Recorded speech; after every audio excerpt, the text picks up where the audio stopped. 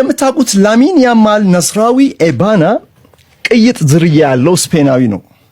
አባቱ ሙኒር ነስራዊ ቤቶችንና ህንጻዎችን ቀለም የመቀባት ሙያ ያለው የሞሮኮ ስደተኛ ነው። የተወለደው በአፍሪካ ምድር በሞሮኮ ነው። እናቱ ደግሞ ሼይላ ኢባና የመጣችው ከባታ ከምዕራብ አፍሪካዊቷ ኢኳቶሪያል ጊኒ ነው። እጣ ፈንታ እንዴት እንዳገናኛቸው ህይወት አንዳንዴ የራሷ ቀጠሮ አላት።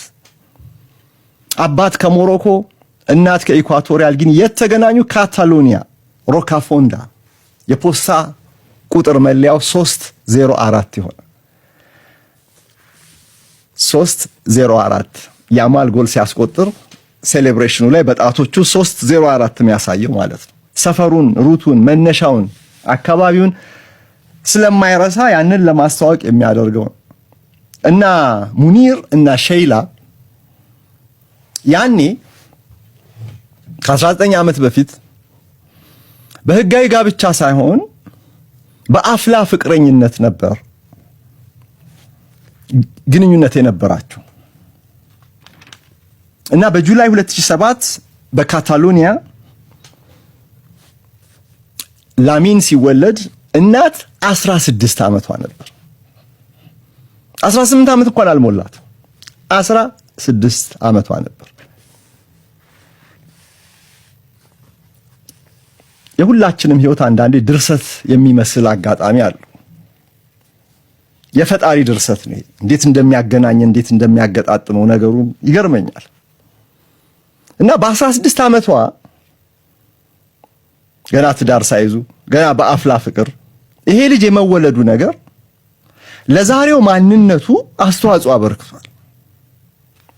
ግን ከዛ በፊት ቆይ አንድ ነገር ልንገራችሁ ግረ መንገዳችን። የስፔን እግር ኳስ ተጫዋቾችን ስያሜ አይታችኋል? ቻቪ ይባላል። ቻቪ ሄርናንዴዝ፣ ቻቪ ወይም ፔድሪ እንላለን። ማሊያቸው ላይ ይሄ ተጽፎ እናያለን። አንዳንዶቹ ደግሞ ቅይጥ ስም አላቸው። ሉዊስ ኤንሪኬ የፔዥ አሰልጣኝ ለምሳሌ። ይሄኛው ደግሞ ላሚን ያማል ሁለት ስም ነው። ግን ሙሉን ካያችሁት ላሚን ያማል ነስራዊ ኤባና በሚል ነው ፓስፖርቱ ላይ ተጻፈው። ፊፋ የሚያውቀው በዚህ ስሙ ነው። እና ለየት ያለ ስም አለው። ተመልከቱ። ላሚን የመጀመሪያ ስሙ ስለሆነ ብዙ ጊዜ በስፔን በፕሮፌሽናሉ በኮሜንታተሮች ላሚን እያሉ ይጠሩታል። ልክ ቻቪ ፔድሪ እንደምንለው። አሁን ኢኔሽታ ከነሱ ስሙ ይለያል። አንድሬስ ኢኔሽታ፣ አንድሬስ አይባልም ኢኔሽታ በሚለው ነው የሚጠራው። እዚህ ጋር ላሚን ይሉታል። ግን አራቱ ስሙ ፓስፖርቱ ላይ የተጻፈው ላሚን ያማል ነስራዊ ኢባና። ይሄንን ስያሜ እና ከበስተጀርባ ያለውን ታሪክ ብነግራችሁ የተጫዋቹን የግል ህይወት ምን እንደሚመስል ቁልጭ ብሎ ይታያችኋል። ለምሳሌ ያማል የሚለው ስም ጀማል የሚለው የአረብ ስም የዛ በስፓኒሽ በምናምን አነጋገር አስተካክለውት ነው። ላሚን አንድ ነው። ጀማል የሚለውን ያማል ብለውታል። ነስራዊ የአባቱ ሱርኔም ነው፣ የቤተሰብ ስም ነው። ኤባና ደግሞ የእናቱ የቤተሰብ ስም ነው። እንዴ ምን አይነት ስያሜ ነው ይሄ? የእናቱንም የአባቱንም ስም ስሙ ላይ ቀይጦታል። ግን ከዚህ ስም በስተጀርባ ሌላ የሚያስገርም ነገር ምን መሰላችሁ? ቅድም እንዳልኳችሁ ልጅት በ16 ዓመቷ ወለደችው። ሁለቱም ስደተኞች ናቸው። አባቱ ዝቅተኛ ስራ የሚሰራ ነው። ብዙ ገቢ የሚያስገኝ አይደለም። በጣም ፕሮፌሽናል ትልቅ ቀለም ቀቢ እንኳን አይደለም። እንደዚህ ካልኳችሁ እርሱ የተወለደ ጊዜ ወላጆቹ በጣም እንደተቸገሩ እንረዳለን። ምክንያቱም በትዳር አስበው የወለዱት ልጅ አይደለም፣ በድንገት እንደተወለደ ግልጽ ነው። በፍቅር ግንኙነት በአፍላ ግንኙነት የተገኘ እንደሆነ ግልጽ ነው። እና ወላጆች በዛ እድሜያቸው ፈተና ውስጥ ገብተው ነበር። የስፔን ሚዲያዎች እንደሚሉት ከሆነ ይሄ ፈተና ከበድ ያለ የፋይናንስ ፈተና ነበር፣ የሚረዳቸው አልነበረም። እና የስፔን ሚዲያዎች ምን ይላሉ መሰላችሁ? ሁለት ሰዎች ደረሱላቸው፣ ጓደኞቻቸው በገንዘብ ይረዷቸው ነበር ያንን የችግር ጊዜ እንዲያልፉ። ሁለት ሰዎች ስማቸው ማንና ማን ነው? ላሚን የሚባልና ጀማል የሚባል ሁለት ሰዎች። ስለዚህ ለነርሱ ውለታ የተወለደውን ልጅ ላሚን ያማል የሚል ሁለት ስም ሰጡት።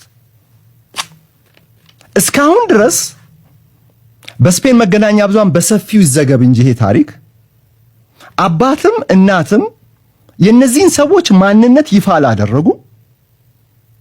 ያኔ ያማል ጽንስ በነበረበት ጊዜ ወላጆቹ ተቸግረው የረዳሁት እኔ ነኝ ያለ ሰውም እስካሁን ድረስ ብቅ አላለም። ግን ላሚን ያማል የሚለው ሁለት ቅይጥ ስም ግን የተጠቀመው የሁለት ሰዎችን ስም በማስታወሻነት በመውሰድ ውለታቸውን ላለመርሳት ተደርጎ የተሰየመ ነው። ላሚን አንደኛው ነው፣ ያማል ጀማል ሌላኛው ነው። መሆን የነበረበት እንግዲህ አንድ ስም ቢሰጠው ላሚን ነስራዊ ነበር መባል የነበረበት በአባቱ ቤተሰብ ስም አንድ ስም ተሰጥቶት፣ ግን እዚህ ጋር ነው ለውለታቸው ሁለቱንም ይጠራ ተባለ። ላሚን ያማል ግን በዋነኛነት በላሚን እንዲጠራ ምናልባት እንግዲህ ወይ ከሁለቱ ደግሞ የበለጠውን ውለታ የሰራው ላሚን ይሆን አላውቅም።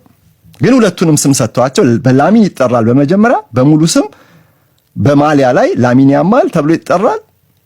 በሙሉ የፓስፖርት ስም ደግሞ ላሚን ያማል ነስራዊ ኤባና። ነስራዊ የአባቱ ነው፣ ኤባና ደግሞ የእናቱ ሼይላ ኤባና ስለሆነች አያችሁ፣ አራት ስም ፓስፖርቱ ላይ አለ። አራቱም ታሪክ ስላላቸው እዚህ ጋር ስለ ያማል የእግር ኳስ ችሎታና ስለ ስፔን እና ባርሴሎና ስኬቱ ስናወራ እነዚህን ስሞች እየጠራን ገና ለመጪዎቹ እንደው እድሜ ይስጠን እንጂ ገና ለመጪዎቹ 10 ከዛም በላይ ዓመታት ይህንን ስም ልንደጋግመው እንችላለን። በዘገባዎች በክርክራችን በውይይታችን ምናልባት ማን ያውቃል በጎት ግሬተስት ኦፍ ኦል ታይም በሚለው ንጽጽር ማን ያውቃል። ገና 19 ዓመቱ ነው። ሰኞ ዕለት ነው ያከበረው። ይሄ ልጅ የአውሮፓ ሻምፒዮን ሆኗል ከወዲሁ። በስፔን ብሔራዊ ቡድን ውስጥ የማይነቀነቅ ቋሚ ቦታ አለው። በባርሴሎና ከወዲሁ ላሊጋን አሸንፏል እና አሁን ደግሞ ለዓለም ዋንጫ ፍጻሜ ደርሷል። ማን ያውቃል እሁድ ደግሞ የዓለም ሻምፒዮን ሊሆን ይችላል። እንዲህ ከሆነ 20 ዓመት ሳይሞላው የአውሮፓ ዋንጫን የዓለም ዋንጫን ያሸነፈ ይባላል። እንዴ አንዳንድ ተጫዋቾች እኮ 1994 ዓለም ዋንጫ ላይ ሮናልዶ ናዛሪዮ አልተጫወተም፣ ግን የስኳዱ አባል ነበር። ስለዚህ የዓለም ሻምፒዮንነት ታሪክ ያለው እርሱ ተጫውቶ በቋሚነት ተጫውቶ ሳይሆን እንደ 2002 ሳይሆን በዴሊጌሽኑ በስብስቡ በስኳድ ውስጥ በአባልነት ሄዶ ነው። እዚህ ጋር ግን የአውሮፓ ሻምፒዮን ስትሆን ስፔንም ያማል ቁልፍ ሚና ነበረው። አሁንም በዓለም ዋንጫ ነው እንደ አውሮፓ ዋንጫው ባይሆንም ተጽዕኖ ግልጽ ነው። በቋሚ አሰላለፍ ውስጥ ነው ያለው። አሁን ፈረንሳይ ላይ እንደውም ምርጥ ጎል አስቆጥሮ ከጨዋታ ውጪ ጠባብ ከጨዋታ እንደው ትከሻው በከፊል ገብቶ ከጨዋታ ውጪ ገብቶ ተሻረበት እንጂ አጨራረሱ በጣም አስደናቂ ነበርና ለፍጻሜው ጨዋታ ደግሞ የበለጠ ተፍታቶ ይመጣል የሚል እምነት አለ። ለምን በዚሁ ቶርናመንት ውስጥ አሁን በጥቂት በየአራት ቀኑ እየተጫወተ ነው ያለው ከዓለም ዋንጫ በፊት በነበሩት ሳምንታት ስላልተጫወተ